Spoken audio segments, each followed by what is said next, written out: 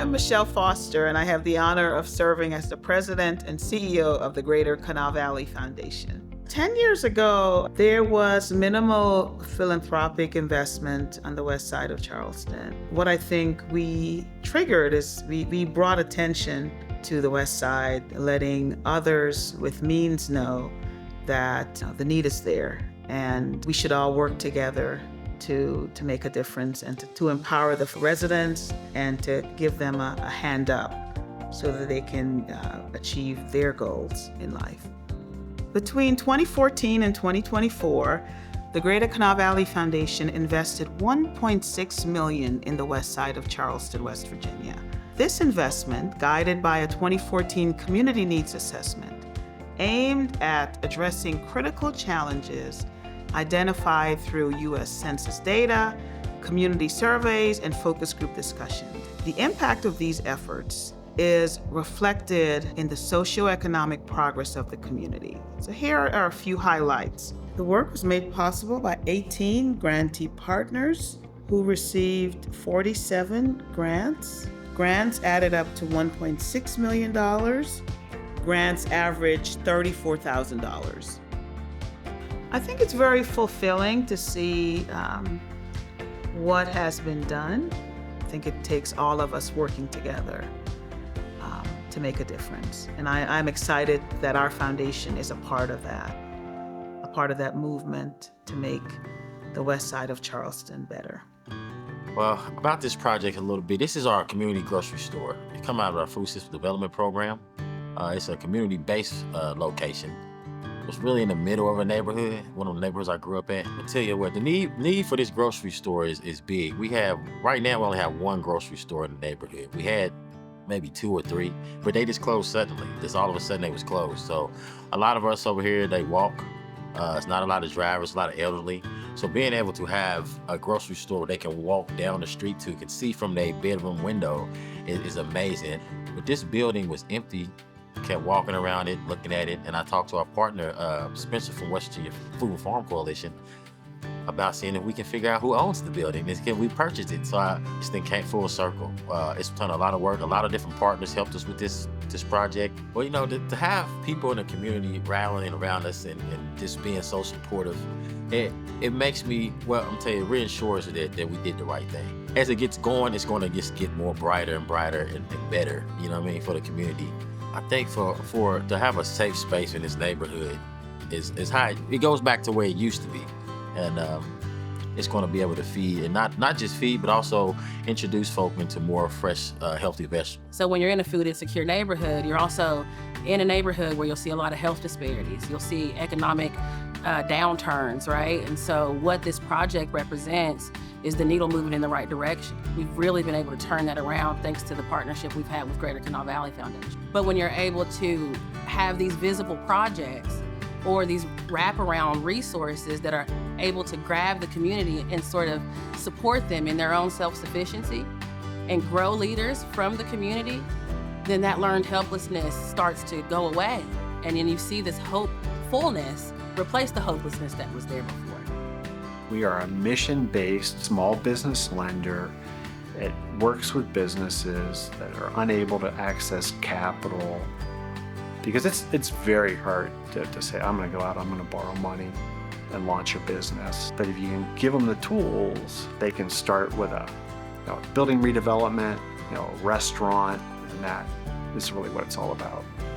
So in 2017, we moved our offices to the west side of Charleston to have a full-time lender there in the west side of Charleston. So I think banks were very cautious to do sort of small business lending in that area. And our presence over there, I think, really strengthened a lot of banking relationships with small businesses. But when you start looking at it from a people aspect and the impact it has on communities, man, it's great. So the West Side Together Foundation was recently formed, and its intent is to sustain the ability to fundraise, to bring resources into the community, to have board members who are living and breathing and working and are passionate about the West Side. The intent is to prop up those organizations and to work collaboratively with them. One of the things that we found when we first started this project was that all those organizations were doing fantastic work on the West Side, but they all were all working in silos and they weren't talking to each other and communicating. And we felt like it might be better to collaborate with them, get them to work together, have one source of funding. That you get greater numbers. You're more powerful when you do that and collaborate together. And what we found is that we were able to get them to work together. They were eager to do that, and I think they've improved the things that they're doing on the West Side.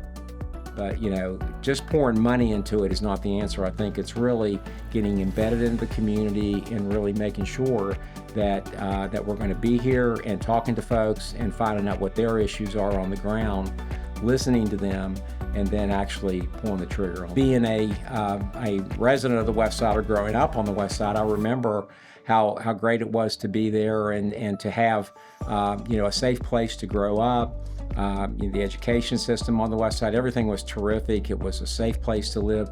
And what we are attempting to do really is the McGee Foundation said, look, let's go ahead and make sure that we do this. We've committed for a 7 to 10 year period to be involved in this, and if it takes more, we'll go ahead and do more. We're really looking to make sure that we are successful in this project, we improve the West Side, and that's where I think we're headed, and I think so far we've had a good success in the last couple of years. The West Side Neighborhood Association has been around for quite a while, and we've gone through different periods where we were doing grant-funded projects and community cleanups and providing a forum for people to come together and talk about initiatives and concerns. And we have recently kind of gone through a wholesale transition to an organization that is capable of actually doing projects and initiatives on the West Side. And we're very fortunate because we have a very responsive city government. A lot of people really care, they know what to do, they want to do good things, and they're willing to work with the community to make positive change happen. In addition to that, we have all these wonderful nonprofits that are coming and doing wonderful work on the West Side. We have a collaborative that's formed that has, I think, 200 members now, and the potential for that collaborative to really make substantive change. If my neighbors benefit and we attract more good people to the neighborhood who then do more good things, we can create a positive spiral. I'm very hopeful. The Kanawha Valley Council on Philanthropy has a rich history that in recent years has included an exclusive focus on Charleston's West Side. And I think it's fair to say that the members of the council are delighted with that focus. We do discuss and revisit whether we should change the focus, and consistently we've come back and said, we're making a difference. This is the right place to be. This is critically important, and we want to continue to focus on the West Side.